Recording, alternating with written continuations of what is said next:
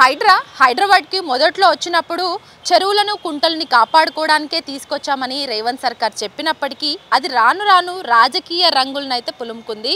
So అధికార పార్టీకి ఒకలాగా లేదంటే ప్రతిపక్ష పార్టీలో ఉన్నటువంటి నాయకుల ఇళ్లపైన దాడి చేసే విషయంలో ఇంకోలా వ్యవహరిస్తూ సో విరుద్ధంగా పబ్లిక్ నుంచి తీవ్ర వ్యతిరేకతను అయితే మూటగట్టుకుంది. అసలు హైడ్రాకు చట్టబద్ధత ఉందా? చట్టాలు ఏం చెప్తున్నాయి మనం తెలుసుకుందాం. మనతో పాటు సుప్రీంకోర్టు న్యాయవాది నిరూప్ రెడ్డి గారు ఉన్నారు. మాట్లాడి చాలా విషయాలు హైడ్రా గురించి తెలుసుకుందాం. దీనిపైన పూర్తి క్లారిటీని తీసుకుందాం. సార్ నమస్తే. సార్, హైడ్రా అనేది మొదట్లో వచ్చినప్పుడు చాలా వరకు అందరూ సంతోషించారు. ఎందుకంటే మన చెరువులను కాపాడుకోవచ్చు, కుంటల్ని కాపాడుకోవచ్చు. ఎందుకంటే ఇంతకుముందు ఎప్పుడు వర్షాలు వచ్చినా ఎక్కడ ఇళ్లలోకి నీళ్ళు వచ్చేవి కాదు. కానీ ఈ మధ్యకాలంలో మనం ఎప్పుడు చూస్తున్నాం ఇళ్లలోకి నీళ్ళు రావడం, ఇదంతా ఇబ్బందులు ఎదుర్కొంటున్నారు. సో ఇబ్బంది నుంచి మనం కాపాడుకోవచ్చు, చెరువుల్ని కాపాడుకోవచ్చు అనుకున్నారు. కానీ హైడ్రాకి రాను రాను వ్యతిరేకత ఎక్కువ అయింది. అసలు హైడ్రాని ఎట్లా చూస్తారు సార్? ఇది మీరు ఇంత మొదలు నన్ను పరిచయం చేయించినప్పుడు సుప్రీంకోర్టు న్యాయవాది అన్నారు. అంటే ఒక ఆల్ ఇండియా పర్స్పెక్టివ్ ఉండాలి. ఇది ఒక ప్రాంతానికి పరిమితమైన ఇష్యూ కాదు. ఇది దేశమంతటా ఈ ఇష్యూ ఉంది. ప్రపంచంలో కూడా ఎన్నో ప్రాంతాలలో ఫ్లడ్స్ రావడము, దాని తర్వాత కెట్రీనా అని అదొక తుఫాన్ మాదిరి వచ్చి ఇట్లా ఎన్నో ఇష్యూస్ ఉన్నాయి. అయితే హైడ్రా ఏంది? డిజాస్టర్ మేనేజ్మెంట్ అంటున్నారు మీరు. డిజాస్టర్ మేనేజ్మెంటు, అసెట్ ప్రొటెక్షన్, ఈ రెండు మీ పనులే కావు. అంటే ఇప్పుడు అసెట్ ప్రొటెక్షన్ ఏజెన్సీ లేకుంటే కదా మీరు అసెట్ ప్రొటెక్షన్ ఏజెన్సీ పెట్టేది. డిజాస్టర్ మేనేజ్మెంట్ ఆర్గనైజేషన్ లేకుంటే కదా మీరు డిజాస్టర్ మేనేజ్మెంట్ ఆర్గనైజేషన్ పెట్టేది. ఇది మీరు తీసుకొచ్చింది ప్యూర్లీ రాజకీయ పర్పసెస్ కొరకే. డిజాస్టర్ మేనేజ్మెంట్ యాక్ట్ అనేది ఉంది. డిజాస్టర్ మేనేజ్మెంట్ యాక్ట్ కింద ఒక సిస్టమ్ ఉంది. ఏది? అన్ని డిజాస్టర్ మేనేజ్మెంట్ ఫోర్స్లో అదొక ఫోర్స్ కాదు, దానంతలో అదొక ఫోర్స్ కాదు. ఆర్మీ నుంచి కొంతమంది, వేరే డిపార్ట్మెంట్స్ కొంతమంది, ఫైర్ సర్వీస్ నుంచి కొంతమంది తీసుకొని ఒక ఆర్గనైజేషన్ ఏర్పడ్డది. యాక్ట్ ఉంది. ఇంతకు మొదలు మన మర్రి శశిధర్ రెడ్డి దాంట్లో మెంబర్ ఉండే. ఏది? డిజాస్టర్ మేనేజ్మెంట్ కమిటీ నేషనల్ లెవెల్లో, అదేవిధంగా స్టేట్ లెవెల్లో. డిజాస్టర్ మేనేజ్మెంట్కి ఆర్గనైజేషన్ ఆల్రెడీ చట్టం ఉండగా, ఆర్గనైజేషన్ ఉండగా మరి మీరు కొత్తగా ఇది ఎందుకు పెట్టుకున్నారు? ఇప్పుడు మీరు చేస్తున్నది ఏంది కూడా ఇది ఒక లీగల్గా మీరు చేస్తలేరు. నోటీస్ లేక్స్ని ఎవరు ప్రొటెక్ట్ చేయాలి? Fundamental issue. ఇండియాలో మేజర్ ప్రాబ్లం ఎక్కడొస్తున్నదంటే కామన్ ప్రాపర్టీని ప్రొటెక్ట్ చేయడానికి కాన్స్టిట్యూషన్లో స్థలం లేదు, ఎటువంటి చట్టం లేదు. కామన్ ప్రాపర్టీ అంటే ఏంది? ఫర్ ఎగ్జాంపుల్ ఊర్లలో గ్రేజింగ్ ల్యాండ్ ఉంది. ఇప్పుడు కర్ణాటకలో దాన్ని గోమాల్ ల్యాండ్ అంటారు. మన దగ్గర కూడా ఇక్కడ బంజర్ భూములు అంటారు. నేను అడుగుతున్న ప్రశ్న, బంజర్ భూమి పంచాయతీ కిందకి వస్తుందా లేక గ్రామానికి చెందిందా? నేను అనేది ఏంటంటే ఉన్న ప్రాపర్టీ అంతా, గ్రామంలో ఉన్న ప్రాపర్టీ అంతా పంచాయతీ రాజధాని అనుకోవద్దు. గ్రామకంఠం అనేది ఉంది. గ్రామకంఠం భూమి పంచాయతీ కిందకి రాదు, పంచాయతీ అవతలు ఉంటుంది. ఫర్ ఎగ్జాంపుల్ గ్రేజింగ్ ల్యాండ్ ఉంది, బంజర్ భూమి ఉంది, అది ఊరికి సంబంధించిన సంపద. అది గవర్నమెంట్ది కాదు. ఆడపోయి నువ్వు స్కూల్ బిల్డింగ్ కట్టలేవు. సుప్రీంకోర్టు డిసిషన్ ఉంది. బంజర్ భూమి అన్నంత మాత్రాన నువ్వు పబ్లిక్ పర్పస్కి అక్కడ స్కూల్ కానీ హాస్పిటల్ కూడా కట్టే వీలు లేదు. బంజర్ భూమిగానే మిగిలిపోవాలి. అదేవిధంగా కర్ణాటకలో గోమాల్ ల్యాండ్గానే మిగిలిపోవాలి. గోమాల్ ల్యాండు పబ్లిక్దే కదా, అయితే అక్కడ పోయి ఒక స్కూల్ కట్టవచ్చు, హాస్పిటల్ కట్టడానికి వీలు లేదు. కామన్ ప్రాపర్టీని, అదేవిధంగా చెరువు. ఇప్పుడు ఒక చెరువు ఉందనుకోండి, చెరువు పక్కకు అడవి ఉంటుంది. అది ఇరిగేషన్ కొరకు వాడుకుంటాం, తాగడానికి వాడుకుంటాం. ఎన్ని డిపార్ట్మెంట్లు వచ్చేసినాయి ఆల్రెడీ. అందులో వాటర్ సప్లై డిపార్ట్మెంట్ వచ్చేసాయి. అందులో నువ్వు సూయేజ్ వదిలినావు అనుకో, సూయేజ్ డిపార్ట్మెంట్ వచ్చింది. ఫారెస్ట్ ఉందనుకో, ఫారెస్ట్ డిపార్ట్మెంట్ వచ్చింది. ఇరిగేషన్ ఉంటే ఇరిగేషన్ డిపార్ట్మెంట్ వచ్చింది. లేక్కు సంబంధించిన ఒక్క అథారిటీ లేదు. ఇష్టం ఉన్నోళ్ళు ఇష్టం ఉన్నట్టు అడవికి ఆడుకొని ఉంటే ఫారెస్ట్ డిపార్ట్మెంట్ అధికారం నడుస్తుంది. లేక డ్రింకింగ్ వాటర్కి వాడుకుంటే డ్రింకింగ్ వాటర్ ఏది మన వాటర్ సప్లై డిపార్ట్మెంటు. సూయేజ్ కొరకు వాడుకుంటుంటే సూయేజ్ డిపార్ట్మెంటు. అందులో చేపలు పట్టేది ఉంటే ఫిషరీస్ డిపార్ట్మెంటు. ఇన్ని డిపార్ట్మెంట్ల మధ్యన చెరువు ఉంటే దాన్ని ఎవరు కాపాడాలి? ఒక దగ్గర బాధ్యత లేదు. అందుకొరకే కబ్జాలు పెడుతున్నారు, ఇండ్లు కట్టుకుంటున్నారు. ఇండ్లు కట్టుకున్నా కూడా పర్మిషన్ లేకుండా కట్టినరా, లేఅవుట్లు లేకుండా కట్టినరా? మరి ఒక వ్యక్తి బయట నుంచి వస్తాడు, వరంగల్ నుంచో మెదక్ నుంచో వచ్చి కూడా ప్లాట్ కొంటాడు. ఆయనకేం తెలుసు ఇక్కడ చెరువు ఉండే అని? హైదరాబాద్ చుట్టూ 200 కంటే ఎక్కువ చెరువులు ఉండే. ఈరోజు ఉన్నాయా? 40-50 ఉన్నాయి. అయితే అది ఆయన పర్మిషన్కి అప్లై చేసినప్పుడు లేఅవుట్ శాంక్షన్ లేఅవుట్ ఉన్నప్పుడు ఆయనకు బిల్డింగ్ పర్మిషన్ ఎందుకు ఇచ్చిండ్రు? ఇవ్వకపోనుండ్రి. అదే కాకుండా మీరు అంటున్నది ఏంది ఈరోజు ఫుల్ ట్యాంక్ మీ క్రైటీరియా ఏంది? Full tank level buffer zone. ఎప్పటి ఫుల్ ట్యాంక్ లెవెల్ ఇవి? ఎప్పటి ఒకవేళ నేను Nizam time full tank level buffer zone అంటలేను. 2010లో మీరు ఫిక్స్ చేసిండ్రు. 2010లో ఎందుకు? ఈ పట్టణము 10 రెట్లు ప్రతి డైరెక్షన్లో పెరిగింది. ఎప్పుడు? 2004 నుంచి 14 వరకే. 2004 నుంచి 14 వరకు ఎంతైతే ఎక్స్పాండ్ అయిందో సిటీ, గత 50 సంవత్సరాలు అంత ఎక్స్పాండ్ కాలేదు. ఇదంతా ఓ కుట్ర. ఇదంతా ఇది ఫుల్ ట్యాంక్ లెవెల్స్ని ఆధారం చేసుకొని ఇప్పుడున్నటువంటి ఫుల్ ట్యాంక్ లెవెల్స్తో కంపారిజన్ చేసి కూలగొట్టడాలు ఉండడం అనేది నిజంగా చట్ట విరుద్ధమా? చట్టానికి లోబడే ఉంటుంది? అసలు చట్టాలు ఏం చెప్తున్నాయి సార్ ఈ హైడ్రా విషయంలో? దుర్గం చెరువే తీసుకుందాం. దుర్గం చెరువు వెనకటికి గోల్కొండ ఖిలాకు వాటర్ సప్లైది అప్పుడు ఫుల్ ట్యాంక్ లెవెల్ వేరు. కానీ అది కాదు కదా. ఈ పట్టణంలో నిజాం టైంలోనే పెద్ద ఫ్లడ్స్ వచ్చినాయి. దాని తర్వాత చంద్రబాబు నాయుడు టైంలో ఫ్లడ్ వచ్చింది. నిజాం టైంలో ఏది 1912లోనో ఎప్పుడో ఫ్లడ్ వచ్చింది. ఫ్లడ్ వచ్చినప్పుడు విశ్వేశ్వరయ్యని పెట్టుకొని ఒక రిపోర్ట్ తయారు చేసిండ్రు. తర్వాత చంద్రబాబు నాయుడు టైంలో ఫ్లడ్ వచ్చింది. అప్పుడు ఒక రిపోర్ట్ తయారైంది. ఎవరు? కిర్లోస్కర్ తయారు చేసిండు. కిర్లోస్కర్ అండ్ కంపెనీ తయారు చేసింది రిపోర్టు. దాని తర్వాత రాజశేఖర రెడ్డి టైంలో ఫ్లడ్ వచ్చింది. ఫ్లడ్ వస్తే మళ్ళీ ఇంకొక రిపోర్ట్ తయారైంది, ఇంకేదో ఏజెన్సీ.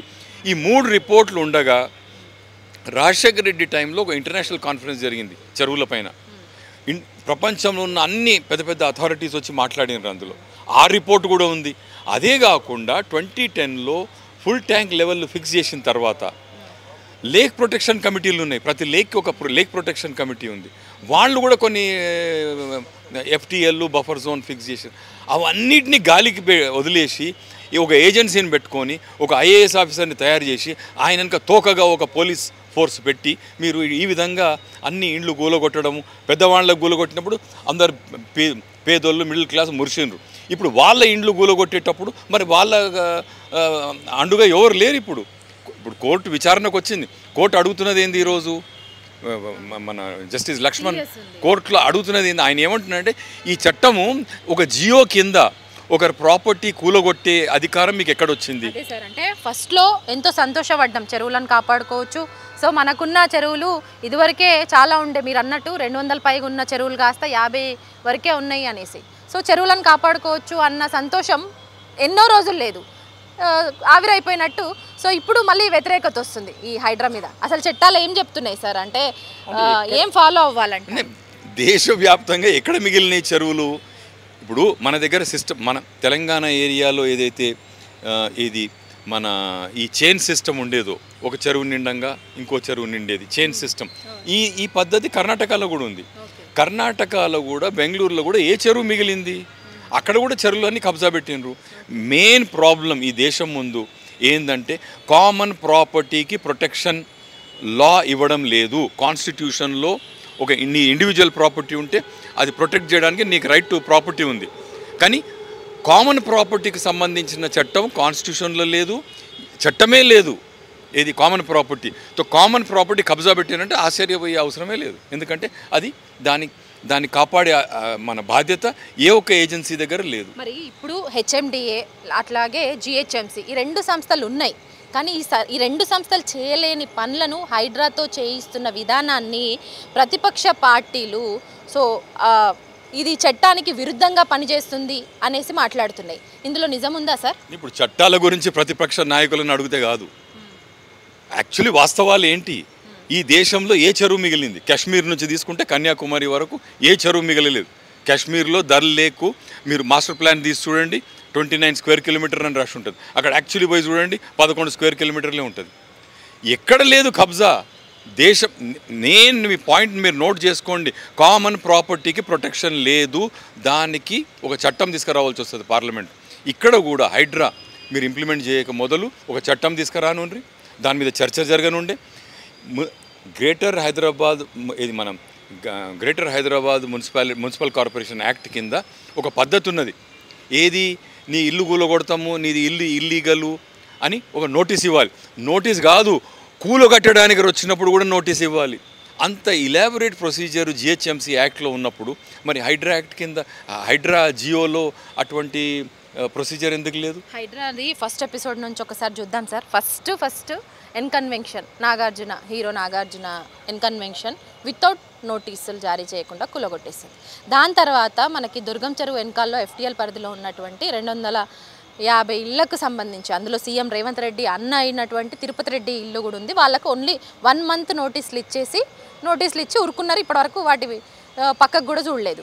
సో దాంతోపాటు ఫాతిమా కాలేజ్ చంద్రాన్గుట్టలో అంటే మీన్స్ ఓల్డ్ సిటీలో ఉన్నటువంటి కాలేజ్కి కూడా నోటీసులు ఇచ్చిర్రు, ఊరుకున్నారు. మిగతా చిన్న పేద మధ్యతరగతి వాళ్ళు ఉన్న చోట అంటే బోయిన్ చెరువే తీసుకుందాం, బోయిన్పల్లిలో ఉన్నటువంటి వాళ్ళకు వితౌట్ అంటే నోటీసులు ఇచ్చి వారం రోజుల టైం మాత్రమే ఇచ్చి అక్కడ ఉన్నటువంటి ఒక పోచమ్మ టెంపుల్కి కూడా ఇచ్చారు సార్ నోటీసులు. ఒక వారం టైం ఉంది, వారం లోపు మీరు ఖాళీ చేసుకోవాలి, ఆ తర్వాత మేము కూలగొట్టుడు స్టార్ట్ చేస్తామనేసి. అంటే ఇది పెద్దోళ్ళకు ఒకలాగా లేదంటే పేదోళ్ళకు ఒకలాగా ఉండేటువంటి హైడ్రానా? ఇప్పుడు అయిపోయింది, కోర్టు దృష్టికి వచ్చింది. ఇది కోర్టు ఏమని అడిగింది 2 రోజుల క్రితం, ఈ చట్టం మీరు తీసుకొచ్చినప్పుడు ఈ చట్టం మీరు జిహెచ్ఎంసీ దగ్గర అధికారం ఉన్నప్పుడు మళ్ళీ ఇంకో చట్టం ఎందుకు క్రియేట్ చేసినారు, ఇంకో జియో ఎందుకు తీసినారు? నోటీసులేమో మన మున్సిపల్ కార్పొరేషన్ యాక్ట్ కింద, డిమాలిషన్ ఏమో ఇంకొక సంస్థ. ఇది ఎక్కడి వ్యవస్థ అని వాళ్ళు విచారిస్తున్నారు. సో తప్పకుండా ఇందులో కోర్టు ఏదో తీర్పిస్తుంది. ఎందుకు స్టార్టింగ్ నుంచి ఇప్పటి వరకు కూడా హైడ్రా అనేది ఒక స్టాండ్ మీద లేకుండానే ఉంది. ఎందుకంటే కొందరికి నోటీసులు ఇవ్వడం, కొందరికి తక్కువ టైంలో నోటీసులు ఇవ్వడం, కొంతమందికి నోటీసులు ఇవ్వకుండానే కూలగొట్టుడు. ఆ తర్వాత నిర్మాణమైన మేము పోము, ఇప్పుడు ఏవైతే ఫ్రెష్గా నిర్మాణం అవుతున్నాయో వాటి జోలికి మేము పోతాం, కూలగొడతాం అనేసి ఇప్పుడు కొంత స్టాండ్ బై ఉండి యూటర్న్ తీసేసుకుంది. అసలు దీన్ని ఎట్లా చూస్తారు? ఇప్పుడు గవర్నమెంట్ ఏమనేది, ఇది కొత్త కథ కాదు కదా. ఇప్పుడు ఫర్ ఎగ్జాంపుల్ ట్యాంక్ బండ్ ఉంది. ట్యాంక్ బండ్ ఒక దాన్ని ఏదైతే ఉందో లెటస్ సే ఒక 100 ఎకరాలు ఉందనుకుందాం ట్యాంక్ బండ్. కానీ ట్యాంక్ బండ్ కింద మొత్తం షీట్ రాక్ ఉంది. అయితే అక్కడ పర్కులేషన్ ఉండదు. ఆ పర్కులేషన్ ఉండదు కాబట్టి దాని చుట్టూ అన్ని పర్కులేషన్ ట్యాంక్స్ కట్టారు. మరి మీ సెక్రటేరియటే పర్కులేషన్ ట్యాంకులు ఉంది. మన అదేంది ఇంకోటి ప్రసాద్స్ ఎన్టీఆర్ గార్డెన్ అంటే అది గార్డెన్ అనుకోండి, బట్ ఐమాక్స్ ఉంది. ఆ ఐమాక్స్ పర్కులేషన్ ట్యాంకు. మరి గవర్నమెంట్ బిల్డింగ్లే ఫుల్ ట్యాంక్ లెవెల్లో ఉన్నప్పుడు మన ప్రైవేట్ వాళ్ళ జోలికి ఎందుకు పోతున్నారు? ఫస్ట్ మీ ఇల్లు సరిపెట్టుకోండి. గవర్నమెంట్ బిల్డింగ్లు లేక్ బెడ్లో లేకుండా చూసుకోండి. మీ ఇమ్లీ బస్ స్టాండ్ ఉంది, అది టోటల్ రివర్ బెడ్లో ఉన్నది. మీరే ఆదర్శంగా లేరు. గవర్నమెంట్ బిల్డింగ్లే ఫుల్ ట్యాంక్ లెవెల్ లోపట కాలువలల్లా, కుంటలల్లా, చెరువులల్లా కట్టుకున్నప్పుడు వేరే వాళ్ళు కట్టుకుంటే ఏం తప్పు ఉన్నది? దీనికి ఒక చట్టం అనేది ఉండాలి. ఎన్నో ఇంటర్నేషనల్ కన్వెన్షన్స్ ఉన్నాయి దీనికి సంబంధించినవి, ఇది చెరువులకు సంబంధించినవి. ఒక చెరువు అంటే ఒక హ్యూమన్ బాడీలో కిడ్నీ ఎట్లయితే మొత్తం ప్యూరిఫై చేస్తుందో, లిక్విడ్స్ని చేసి బయట వేస్తుందో, ఈ లేక్ కూడా ఈ అర్త్కి సంబంధించిన దాంట్లో lake acts as a kidney. అర్త్కి లేక్ ఒక కిడ్నీ. అదేవిధంగా మన బాడీలో ఎట్లయితే కిడ్నీ ప్యూరిఫై చేస్తుందో లేక్ కూడా కిడ్నీ మాదిరి. కాబట్టి మొత్తం ప్రపంచం ఒక దగ్గరకు వచ్చి ఎప్పుడు 1971లో ఇరాన్లో యునైటెడ్ నేషన్స్ అక్కడ కలిసి ఒక రామ్సర్ కన్వెన్షన్ అని పెట్టుకున్నారు. రామ్సర్ కన్వెన్షన్ అని పెట్టి ప్రపంచవ్యాప్తంగా లేక్స్ని మనం ప్రొటెక్ట్ చేయాలి, అవే ప్యూరిఫై చేస్తాయి అర్త్ అట్మాస్ఫియర్ని లేక వాటర్ బాడీస్ని అని ఒక ఒప్పందానికి వచ్చారు. వచ్చిన తర్వాత ప్రతి దేశాన్ని కొన్ని పేర్లు ఇవ్వమన్నారు చెరువులు. అప్పుడు భారతదేశం 13 చెరువులు ఇచ్చింది. ఏది కాశ్మీర్లో ఉలర్ లేక్ ఇచ్చింది, మన తమిళనాడు నుంచి పులికాట్ లేక్ ఇచ్చింది, ఆంధ్రప్రదేశ్ కొల్లేరు ఇచ్చింది. ఇచ్చిన తర్వాత ఆ 13 లేక్స్ ఎప్పుడు ఇచ్చారు? 1971లో. ఈ లిస్టు పెరుగుకుంటూ పోనుండే. ఈ లిస్టు పెంచడానికి మళ్ళీ ప్రపోజల్స్ తీసుకున్నారు. ఇప్పుడు ఏదైతే మాంజిరా డ్యామ్ ఉందో, మాంజిరా డ్యామ్ కూడా రామ్సర్ కన్వెన్షన్లో ఇంక్లూడ్ చేయడానికి ప్రపోజల్ ఉంది. అయితే నేను అంటున్నది ఏంటంటే ఇండియన్ గవర్నమెంట్ కూడా ల్యాబ్స్ ఉంది ఇక్కడ. మీరు 13 చెరువులు మేము ప్రొటెక్ట్ చేస్తామని వాగ్దానం ఇచ్చినారు యునైటెడ్ నేషన్స్కి. దాని తర్వాత ఒక్క చెరువు యాడ్ చేయలేదు మీరు దానికి. ఇంకెన్నో చెరువులు యాడ్ కానుండే. అది గవర్నమెంట్ ఆఫ్ ఇండియా తప్పు. రెండవది స్టేట్ గవర్నమెంటు మీరు ఇన్ని రిపోర్ట్లు పెట్టుకొని ఈ మధ్యకాలం 2020లో comptroller and auditor general of India Telangana ఏరియాలో కాదు హైదరాబాద్ యొక్క లేక్స్ మీద ఆడిట్ ఉన్నది. ఇన్ని రిపోర్ట్లు పెట్టుకొని ఇవన్నీ కూడా ఏది దృష్టిలో తీసుకోకుండా మీరు ఇట్లా తొందరపాటు పడి రైట్ టు ప్రాపర్టీ నాశనం చేస్తున్నారు. మీరు రైట్ టు ప్రాపర్టీ ఒక విలువ లేదు. ఏనాడైతే ఈ లీడర్ల మీ ఇండ్లు కూలగొడతారో ఆనాడు మీకు తెలిసి వస్తుంది రైట్ టు ప్రాపర్టీ అంటే ఏందో. సో ప్రతిపక్ష పార్టీలకు ఒకలాగా, ప్రతిపక్ష పార్టీల నాయకుల వైపు ఒకలాగా, అధికార పార్టీలో ఉన్నటువంటి నాయకులకు ఇంకోలాగా, పేద బడుగు బలహీన వర్గాలకు సంబంధించిన ఇళ్లపైన ఇంకోలాగా వ్యవహరిస్తూ హైడ్రా చేస్తున్న విధి విధానాల మీద భిన్నాభిప్రాయాలు వ్యక్తం అవుతున్నాయి సార్. సో మీరేమంటారు దీని విషయంలో? ఇందులో ఒపీనియన్ ఏం కాదు. రేపో మాపో ఇప్పుడు కోర్టు హియరింగ్ అయింది. వాళ్ళు ఈ చట్టాన్నే కొట్టేస్తుండొచ్చు. సో ఈ రాజకీయాలలో పడితే ఈ పార్టీ అట్లా చేసింది, ఆ పార్టీ అట్లా చేసింది అని కాదు. అన్ని పార్టీలు కలిసి గవర్నర్ ఇంటి ముంగటిని అన్నిటికంటే పెద్ద కాలనీ, వెనకటికి ఈ పక్క బిల్డింగ్ ఏంది, దీనికి ఆనుకొని ఉన్న బిల్డింగ్ లేక్ వ్యూ. ఏడున్నది లేక్ 1 కిలోమీటర్ లోపల ఉన్నది. వెనకటికి గవర్నర్ ఇంటికి ఆనుకుంటుండే, గవర్నర్ ఇంటి వరకు నీళ్లు ఉండే కాబట్టి ఈ పక్క ఉన్న బిల్డింగ్ నిజాం మన్మంది బిల్డింగ్, ఇది పక్క బర్కత్ అలీ ఖాన్ది, ఇది ముక్రంజా ఇల్లు, దీని పక్క లేక్ వ్యూ ఇంటి, దాని పేరే లేక్ వ్యూ. లేక్ ఏడ వ్యూ ఉన్నది, లేక్ది వ్యూయే లేదు ఇక్కడ నుంచి. అయితే ఇది అన్ని యాంగిల్స్ నుంచి చూడాలి. ఇది ఆ నాయకుడు ఏమన్నాడు, ఈ నాయకుడు ఏమన్నాడు, ఈరోజు పొద్దున్న లేచి ఏదో ఐడియా వచ్చిందని అన్ని కూలగొట్టుకుంటే కాదు, దాన్ని ఒక సిస్టమేటిక్గా పోవాలి. అంటే హైడ్రాకి ఇప్పుడైతే చట్టబద్ధత లేదు, చట్టబద్ధత కల్పించాల్సిన అవసరం ఉందంటారా? అసలు చట్టాలు ఏం చెప్తున్నాయి సార్ వీటి విషయంలో? ఇప్పుడు లేక్స్ని ప్రొటెక్ట్ చేసే అవసరం ఉన్నది, దాని కొరకు ఎన్ని చట్టాలు తీసుకొస్తారో తీసుకురండి. కానీ మీరు ఇప్పటి వరకు ఒక international convention government of India follow కాలేదు. మీ దగ్గర ఉన్న లేక్ రిపోర్ట్స్ అన్నీ స్టేట్ గవర్నమెంట్ ఫాలో కాలేదు. ఇవన్నీ రిపోర్ట్స్ కన్సిడరేషన్లో తీసుకొని ఒక చట్టం తీసుకొచ్చి లేక్స్ మీద ఇంకో విషయం చెప్తా. బెంగళూరు లేక్స్ మీద ఏ వ్యక్తి అయితే లేడీ మిస్సెస్ ఆల్స్ట్రామ్ అని ఉంది ఆమె పేరు, ఆల్స్ట్రాము బెంగళూరు లేక్స్ మీద రీసెర్చ్ చేస్తే ఆమెకు నోబెల్ ప్రైజ్ వచ్చింది. ఆమె కూడా ఏమన్నదంటే వెనకటికి ఎట్లయితే గ్రామ స్థాయిలో ఊరోళ్ళు అందరు కలిసి, పెద్దలు కలిసి, రైతులు కలిసి ఆ చెరువు నీళ్ళు ఎట్లా వాడుకోవాలని డిసైడ్ చేసినారో, ఒక లేక్ని ఒక ట్రస్ట్ కింద మీరు ట్రీట్ చేసే వరకు దీన్ని ఏ ఒక్కరికి మనం అప్పగించలేము. మున్సిపాలిటీకి అప్పగించలేము, ఫారెస్ట్ డిపార్ట్మెంట్కి అప్పగించలేము, ఇరిగేషన్ డిపార్ట్మెంట్ అప్పగించలేము. అందుకొరకే చంద్రబాబు నాయుడు టైంలో ఒకటి వాటర్ యూజర్స్ అసోసియేషన్ అని ఉండే. ఆ చెరువులో పూటిక తీసే 50 ఏండ్లు అయింది. వాటర్ యూజర్స్ అసోసియేషన్ ఏమిటి పనికి వస్తుంది?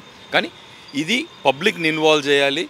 ఈచ్ లేక్ దానికి ఒక ట్రస్ట్ ఉండాలి, అందులో గవర్నమెంట్ కూడా భాగస్వాములు అందులో ఉంటారు. అదే కాకుండా పబ్లిక్ రిప్రజెంటేటివ్స్ కూడా ఉండాలి అందులో. Each lake should have a trust. అప్పుడే ఆ లేక్ దక్కుతుంది, ఈ గవర్నమెంట్ చర్యలతో దక్కదు. అంటే చెరువులు ఉండాలి, చెరువులను కాపాడుకోవాల్సిన బాధ్యత ప్రతి ఒక్కరి మీద ఉందంటారు. కానీ ఇప్పుడు ఉన్నటువంటి పేద మధ్యతరగతి తరపున హైకోర్టును ఆశ్రయించి హైకోర్టులో పిటిషన్ దాఖలైన తర్వాత హైకోర్టు చాలా సీరియస్గా ఉంది హైడ్రా మీద.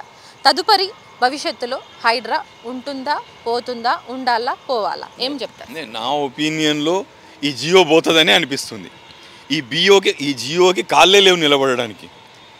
మీ దగ్గర మీరు ఒక పోలీస్ ఫోర్స్ని వాడుకొని మీ దగ్గర పోలీస్ ఫోర్స్ ఎంత బలమో అది చూయించుకుంటున్నారు, ప్రదర్శించుకుంటున్నారు.